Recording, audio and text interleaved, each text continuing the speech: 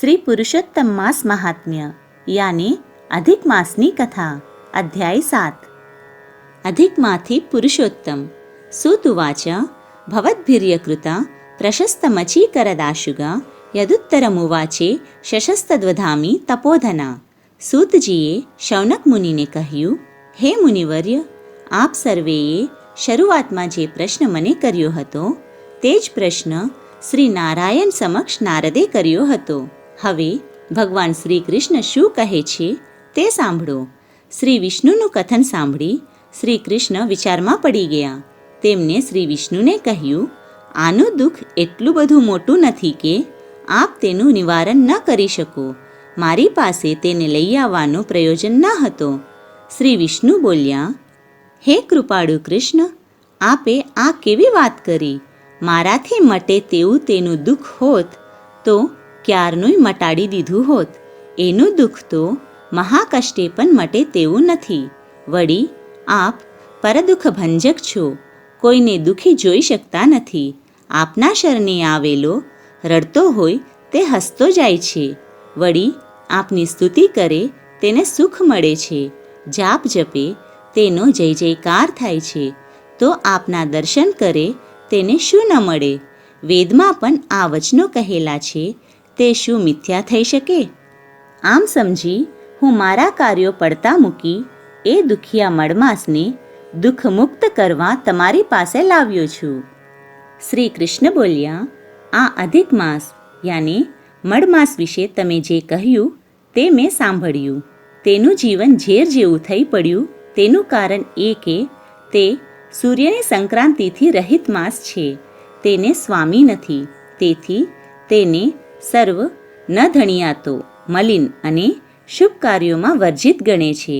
તેના કાળ દરમિયાન સ્નાન કરવું પણ વર્જ્ય ગણ્યું છે.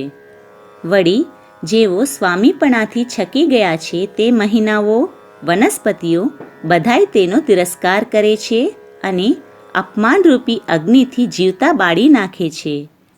અપમાનથી દોરાઈને તે મરવા તૈયાર થયો પણ મર્યો નહીં, તે સારું કર્યું છે. આપ આપના કિંમતી સમયનો ભોગ આપી મળમાસને ગોલોકમાં લઈ આવ્યા તે ઘણું જ ઉત્તમ કાર્ય કર્યું છે. આથી જગતમાં આપની કીર્તિ વધશે. શ્રી વિષ્ણુ બોલ્યા, હે મુરલીધર, આપના હૃદયમાં આ મળમાસનું દુઃખ વસ્યું હોય તો તુરત જ તેની ઈચ્છા પૂર્ણ કરો. શ્રી કૃષ્ણે કહ્યું, મારા જે બધા ગુણો છે, કીર્તિ છે, મહિમા છે, ઐશ્વર્ય છે કે જેને લીધે જગતના લોકો મને પુરુષોત્તમ કહી વદે છે, તે મારા બધાય ગુણોનું આ અધિક માસ યાને મળમાસને દાન કરું છું. જે ગુણોને લીધે હું સર્વમાં પુરુષોત્તમ પ્રસિદ્ધ છું તે ગુણો અત્યારે મેં આ અધિક માસને અર્પણ કર્યા છે. આપ સ્વયં તેને લઈને મારી સમક્ષ આવ્યા એટલે તમારા માન ખાતર મેં અધિક માસના દુઃખનો તમામ ભાર મારા મસ્તકે લઈ લીધો છે. તેનો કોઈ સ્વામી નથી તો આજથી હું તેનો સ્વામી અધિષ્ઠાતા દેવ છું.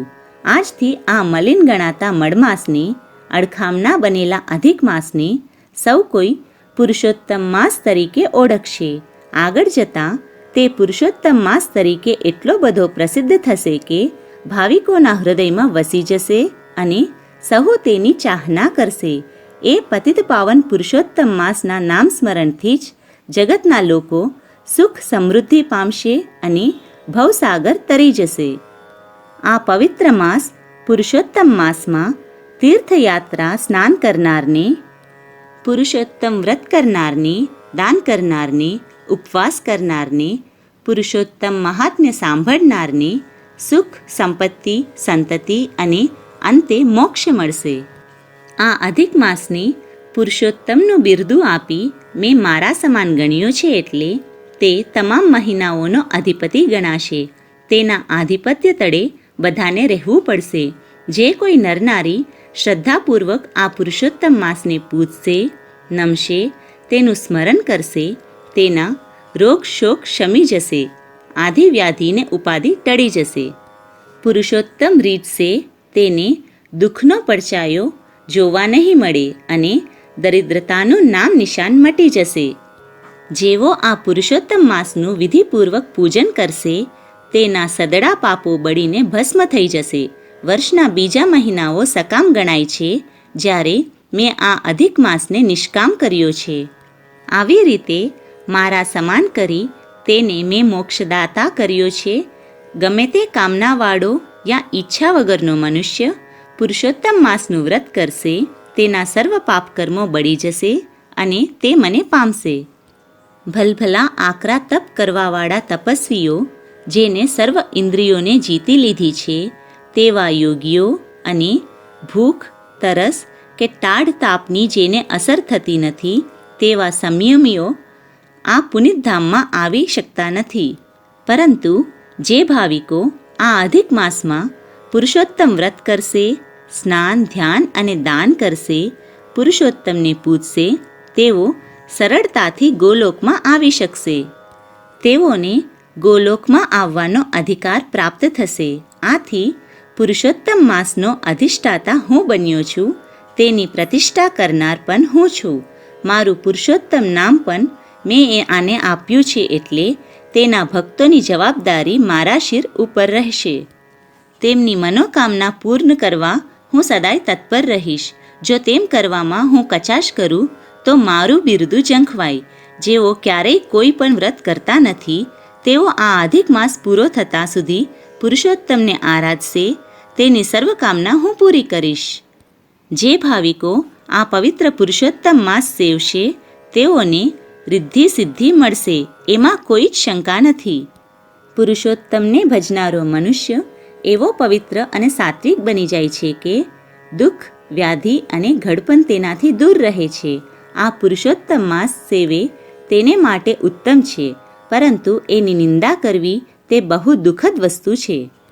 જે અજ્ઞાની મનુષ્યો આ પવિત્ર પુરુષોત્તમ માસના મહિમાની અવગણના કરીને તે માસમાં સ્નાન, ધ્યાન, દાન અને દીપ પૂજન નહીં કરે અને અધર્મનું આચરણ કરશે, તેને સ્વપ્ને પણ સુખ નહીં સાંપડે.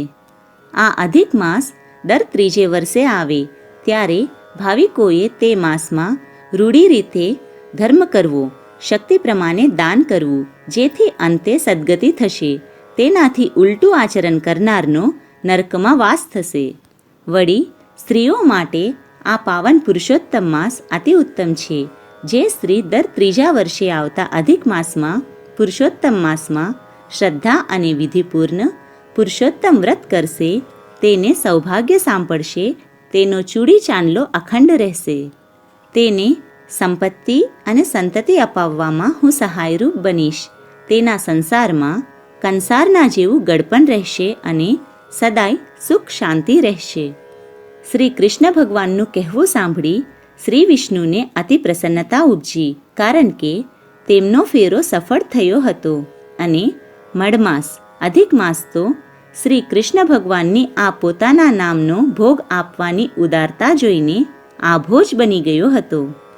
હવે તેને કોઈ મલિન નહીં કહે, હીન નહીં કહે અને સર્વ તેના પ્રત્યે માનથી જુએ એવો તેને સર્વ માસનો અધિપતિ બનાવ્યો હતો. તે હર્ષઘેલો બની ગયો હતો અને હવે તેની આંખમાંથી હર્ષાશ્રુ વહી રહ્યા હતા.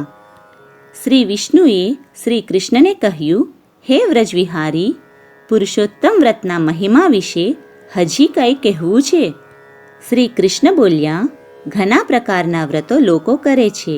ઘણાય તે પવિત્ર ચાતુર્માસમાં બધાય દિવસો વ્રત, નિયમ, ઉપવાસ, એકટાણા, ધર્મ ધ્યાન વગેરે કરે છે અને તેના પ્રતાપે સ્વર્ગના અધિકારી બને છે. પરંતુ જ્યાં સુધી તેમના પુણ્યનું ભાથું ચાલે છે તેટલો સમય તેઓ સ્વર્ગમાં રહી શકે છે. પુણ્યનું ભાથું ખલાસ થઈ જતાં તેમને પુનઃ મૃત્યુલોકમાં અવતરવું પડે છે. જ્યારે આ પુરુષોત્તમ માસનો મહિમા એવો અધિક છે કે આ માસમાં જે શુદ્ધ ભાવથી વિધિપૂર્વક પુરુષોત્તમ વ્રત કરે છે, સ્નાન, દાન કરે છે, તેને જન્મ મરણના ફેરામાંથી મુક્તિ મળે છે.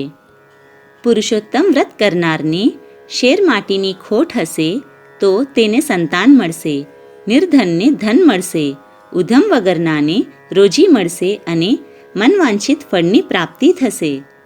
હું પુરુષોત્તમ જેમ પૂજાઉં છું તેમ આજથી આ અધિક માસ પુરુષોત્તમ માસ તરીકે પૂજાશે. આમ કહી શ્રી કૃષ્ણ ભગવાને કહ્યું, હે લક્ષ્મીપતિ, તમે તમારી ફરજ બજાવી અને મેં ભક્ત પ્રત્યેની મારી ફરજ બજાવી. આપ હવે અધિક માસ પુરુષોત્તમ માસને લઈને અહીંથી વૈકુંઠ પ્રતિ પ્રયાણ કરો. અને શ્રી વિષ્ણુ સહર્ષ અધિક માસને સાથે લઈ વૈકુંઠમાં જવા નીકળી પડ્યા. ઇતિ રસિકવચો નિશમ્ય વિષ્ણુ પ્રબલમુદા પરિગૃહ્ય માસમેનમ નવજલદરુચમ પ્રણમ્ય દેવમ ઝટિત જગામિ નીલાજયંખગેન. ઇતિ શ્રી બૃહદ નારદીય વિશે પુરુષોત્તમ મહાત્મ્યમ અધ્યાય 7 સમાપ્ત.